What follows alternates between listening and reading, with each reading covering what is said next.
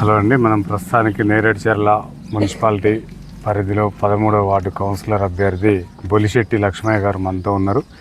అధికార పార్టీ నుంచి ఆయన పోటీ చేయడం జరుగుతుంది. వారు ఇక్కడ ప్రస్తుతానికి ఉత్తమ్ కుమార్ రెడ్డి గారు నీటిపారుదల శాఖ మంత్రి పరిపాలిస్తున్నారు.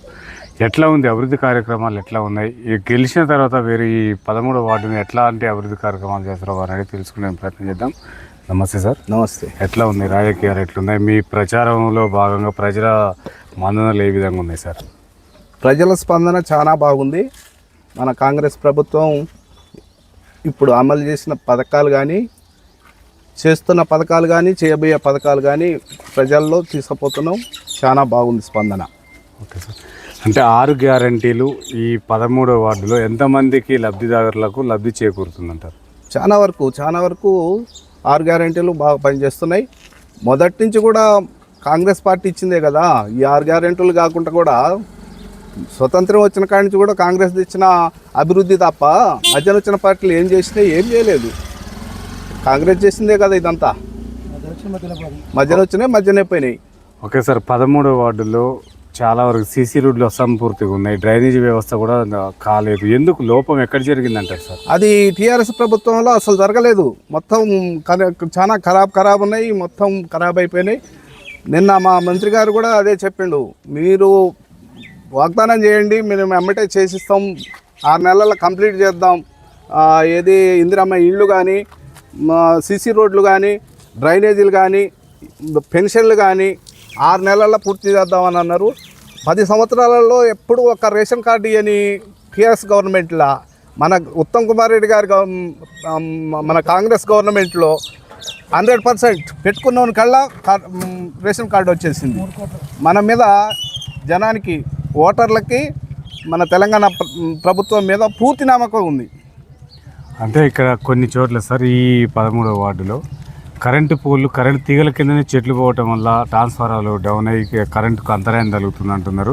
ఆ పరిస్థితి ఎందుకు తలపూరిందంటారు? ఇదంతా టీఆర్ఎస్ గవర్నమెంట్ చేసిన లోపం వల్లనే. ఇక్కడ ఈ పోయినసారి టీఆర్ఎస్ అభ్యర్థి నేను అది చేస్తా అని చెప్పారు, అడ్రస్ లేకుండా పోయారు. వాస్తవానికి అట్లా అది ఆ దృష్టిలో పెట్టుకొని ఈ మా 13వ వార్డులో ఉన్న ప్రజలు నన్ను చాలా వరకు మీరే ఉండాలి, మన వార్డు మీద మీరు 40 సంవత్సరాల నుంచి ఇక్కడ మీరు ఉన్నోళ్ళు, మీ వ్యక్తిత్వం, మీ పద్ధతులు నచ్చినాయి మాకు, మీరు ఖచ్చితంగా మన వార్డులో మనిషి ఉండే వాళ్ళు కాబట్టి మన వార్డు నుంచి మీరు పోటీ చేయాలి. వేరే వాళ్ళకి ఎవరికి ఇవ్వడానికి వీల్లేదు. పోయినసారి ఈ వార్డులో పనిచేసిన వాళ్ళంతా బయట వాళ్ళతో ఏం డెవలప్ కాలేదు, మొత్తం ఖరాబ్ ఉన్నాయి. మొత్తం ఒక పార్టీ గెలిచినాక ఒక సార్, మీరు గెలిచిన తర్వాత ఏం చేయబోతున్నారు సార్? ఈ 13వ వార్డుని ఎట్లాంటి అభివృద్ధి చేయబోతున్నారు? గెలిచినాక ఫస్ట్ సీసీ రోడ్లు లేని వాళ్ళకి సీసీ రోడ్లు, ఆ బజార్లో సీసీ రోడ్లు వేయాలి. ఎందుకంటే చాలా లోతులు ఉన్నాయి రోడ్లు, పైన ఇండ్లు ఉన్నాయి కాబట్టి మొత్తం సీసీ రోడ్లు కంప్లీట్ చేపిస్తా. సార్ మొత్తం లిస్ట్ రాసుకోమని చెప్పాడు. ఇప్పుడు మేము బజార్ తిరిగి మొత్తం లిస్ట్ రాస్తాం. ఎవరైతే లబ్ధిదారులు ఉన్నారో వాళ్ళకి చెందాల్సిన ప్రభుత్వ పథకాలన్నీ కంప్లీట్గా వాళ్ళకి చెందేటట్టుగా మేము ఒక లిస్టు తయారు చేసి మంత్రి గారి సహకారంతో ఖచ్చితంగా చేస్తాం. 6 నెలల లోపలనే అన్నీ కూడా ఫుల్ఫిల్ చేస్తాం మేము. Okay sir. ఇక్కడ మేజర్గా బాగా వీధి కుక్కలు కానీ, కోతులు కానీ, తర్వాత చాలా సమస్యలు ఉన్నాయి సార్. ఇక్కడ నీళ్ళ సౌకర్యం కూడా లేదంటున్నారు. ఇవన్నీ కూడా మంత్రి గారి దృష్టికి తీసుకెళ్ళారా? తర్వాత మీరు ఎప్పుడు పూర్తి చేస్తారు? మేము ఇక్కడ ఒక 2-3 రోడ్లలో మాత్రం నీటి సమస్య ఖచ్చితంగా ఉంది. ఎక్కువ ఈ మురికి కాలువ సమస్య, మురికి కాలువలు అప్ అండ్ డౌన్లు కరెక్ట్ లేవు. వాటి మీదనే మేము ఫస్ట్ దృష్టి పెట్టాల్సిందల్లా సీసీ రోడ్లు, మురికి కాలువలు. పాత మురికి కాలువలు కూడా కరెక్ట్గా డ్రైనేజ్ సిస్టమ్ కరెక్ట్ లేదు. ఏది వెళ్ళిపోవాల్సిన పక్కకేమో డౌన్ మిరుంది, ఇటు సైడ్ రావాల్సిన సైడ్ ఏమో వంపు ఉంది. దానివల్ల వాటర్ వెళ్ళిపోక మొత్తం దోమలు ఇవన్నీ ఉన్నాయి. ఫస్ట్ మేము చేయాల్సిన పని, మేము 13వ వార్డు నుంచి గెలవంగానే ఫస్ట్ చేయాల్సింది మురికి కాలువలు, సిమెంట్ రోడ్లు. Okay sir. మీ వార్డులో ఉన్న నిరుద్యోగ యువతకి మీరు ఉపాధి ఏ విధంగా కల్పిస్తారు సార్? మేము మన ప్రభుత్వం పథకాలలో ఉన్న యువతకి చెందాల్సినవన్నీ మేము, మంత్రి గారు మనకు అన్ని పనులు చేసి పెడతాడు. దాంట్లో ఇబ్బంది లేదు. మంత్రి గారు తలుచుకుంటే నిమిషాలతోనే, ఇప్పుడు మనం ఒక సమస్యను మంత్రి గారి కాడ చెప్పినామంటే స్పాట్లో అప్పుడే ఫోన్ చేసి ఆ సమస్యను పరిష్కారం చేయడానికి మన మంత్రి గారు ఇంతకుముందు చేసిండు, ఇంకా కూడా చేస్తాడు. ఆ నమ్మకం ఈ జనానికి, ఈ ఓటర్లకు అందరికీ ఉంది. ఇక్కడ ఇబ్బంది ఏం లేదు. అంటే గత ప్రభుత్వంలో ఉన్న ఎమ్మెల్యే మా సైదిరెడ్డి గారు ఏం అభివృద్ధి చేయలేదని మీ ఉద్దేశం? గత ప్రభుత్వంలో ఉన్న సైదిరెడ్డి గారు చేసే ఇక్కడైతే పెద్దగా మాకేం అవపడట్లేదు. ఏది చేసినా ఇప్పటికీ ఈ 2-3 నెలల్లోనే మస్తు రోడ్లు అయినాయి. మా వార్డులో చాలా రోడ్లు కంప్లీట్ అయినాయి.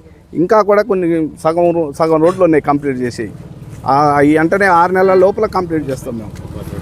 ఓకే సార్, మీరు ఓటర్లకు ఏం చెప్తున్నారు సార్? ఓటు అంటే కూడా ఇప్పుడు మొత్తం మద్యం మందితో కూడుకున్న వ్యవహారం సార్. రాజకీయం అంటేనే అది. ఓట్లు ఎలక్షన్లు వచ్చినాయంటే ఇక్కడ ఉన్న ఓటర్లకు పండగలాగా చూస్తారు. ఈ వ్యవస్థ పోవాలంటే మీరు ఏం చెప్తారు? ఒక పెద్ద సీనియర్ నాయకులుగా ఉన్నారు, వాళ్ళలో చైతన్యం కోసం మీరు ఏం చెప్పబోతున్నారు సార్? నేను రాజకీయం విషయంలో మా తాత కాంగ్రెస్ పార్టీ, మా నాయన కాంగ్రెస్ పార్టీ, నేను కాంగ్రెస్ పార్టీ. నేను ఎప్పుడైనా కూడా మా నాయన కాంగ్రెస్ పార్టీలో ఒక నాయకుడు ఉండి కొన్ని ఎకరాల పొలం అమ్మి పెట్టిండు మా ఊళ్ళో. మేము 4వ తరగతి నుంచే ఇట్లా జెండాలు పెట్టుకొని జై కాంగ్రెస్ జై కాంగ్రెస్ జై అని ఊరేగే వాళ్ళం. మేము అవాల్టి నుంచి ఇవాల్టి వరకు చూసినాం. మేము ఇప్పటి వరకు ఏ వ్యక్తి కాడ కూడా ఎప్పుడు ఏ ఎలక్షన్లో కూడా వాళ్ళు వచ్చి మా ఇంటికి వచ్చి డబ్బులు తీసుకోండి అన్నా కూడా మేము ఎప్పుడూ ఎవరి కాడ రూపాయి తీసుకోలేదు. ఓటర్లు కూడా వీళ్ళున్న కాడికి ఈ వ్యవస్థని ఖరాబ్ చేసిర్రు, మొత్తం ఖరాబ్ చేసిర్రు. మరీ టీఆర్ఎస్ గవర్నమెంట్ అండి. అంతకుముందు ఏదో 300, 100, 200 కాడి నుంచి వచ్చిన దాన్ని ఇవాళ 3000, 4000, 5000 ఆ రేంజ్కి తీసుకుపోయారు. వాళ్ళు సంపాదించుకున్న దాంట్లో జనానికి ఈ రకంగా ఓట్లకి అడ్డగొలగా డబ్బులు ఖర్చు పెడుతుర్రు. ఈ వ్యవస్థ, ఈ యువత, ముఖ్యంగా ఈ యువత చాలా ఆలోచించాలి. ఎందుకంటే చదువుకున్న వాళ్ళు కూడా డబ్బులు తీసుకోవటం చాలా మూర్ఖత్వం. ఇది చాలా అందరూ ప్రతి ఒక్కరు ఖండించవలసిన విషయం. ఈ విషయంలో ఈ విషయంలో యువత మాత్రం ముందు చాలా ఇది కావాలి, చాలా మార్పు రావాలి యువతలో. మేము ఒకప్పుడు ఎలక్షన్లు వచ్చినాయంటే మాకు ఇంటికాడ తినిపోయి ఎలక్షన్లో పాల్గొనేది, వర్క్ చేసేది. మరి ఇవాళ పరిస్థితి అట్లా లేదు. కనీసం ఉదయం టిఫిన్ పెట్టియాలి, సాయంత్రం మధ్యాహ్నం భోజనం పెట్టాలి, నైట్ మందు పోయాలి. అట్లా మా పరిస్థితి మారిపోయింది. మళ్ళీ డబ్బులే పోతే మా పక్క ఎవడన్నా వచ్చినా కూడా వాడు మళ్ళీ మధ్యాహ్నం ఇంకో పార్టీలో పోయి కూడా జెండా పట్టుకొని ఊరేగుతారు. ఈ వ్యవస్థ చాలా ఖరాబ్ అయింది. నేను వేరే దేశాలు కూడా చాలా యూరప్ కంట్రీస్ ఎన్ని తిరిగినా ఈ వ్యవస్థ మాత్రం, మన వ్యవస్థ, యువత ఎక్కువైన కొద్దీ మన వ్యవస్థ ఖరాబ్ అవుతుంది. ఈ యువత ఎక్కువైన కొద్దీ వ్యవస్థని అభివృద్ధి చేసేది పోయి, మార్పు తెచ్చేది పోయి ఖరాబ్ చేస్తున్నారు. ఈ యువతని మాత్రం నేను ఒకటే వాళ్ళ సూచన, బయట పరిస్థితులు చూసి యువత మారాలి. ఈ డబ్బులు తీసుకొని ఓటేసే పద్ధతి యువతతోనే స్టార్ట్ కావాలి. అంటే రేపు మీరు ఇవ్వకుండా ఓటు ఏమంటున్నారా? మేమేం డబ్బులైతే మేము ఇవ్వదలుచుకోలేదు. మేమైతే డబ్బులైతే ఇవ్వదలుచుకోలేదు. మేము ఇక్కడ వీళ్ళంతా నన్ను సపోర్ట్ చేసి నిలబెట్టారు. నేను డబ్బులు ఇవ్వకుండా గెలుస్తానని నాకు నమ్మకం కూడా ఉంది. మరి ఒకవేళ ఓడగొడితే సార్ మిమ్మల్ని, నన్ను ఓడగొట్టినా కూడా నేను ఒక ట్రస్ట్ పెట్టి మా వార్డుని మాత్రం, ఇది రిజర్వేషన్లో మళ్ళీ నాకు వచ్చినా రాకపోయినా కూడా నేను పెద్ద బాధపడను. ఓడిపోయినా గెలిచినా కూడా నేను ఈ వార్డుకి నేను నా ట్రస్ట్ ద్వారా నేను డెవలప్ చేస్తాను. కానీ ఏదో నాకు ఓట్లు వేయలేదు, నేను ఓడిపోయినా అని మాత్రం పెద్ద ఫీల్ అయ్యే ముచ్చట్లేదు. నేను ఖచ్చితంగా గెలుస్తా. Okay sir, thank you sir. చూస్తున్నానండి మీ తెలుగు. జిందాబాద్ జిందాబాద్ జిందాబాద్ జిందాబాద్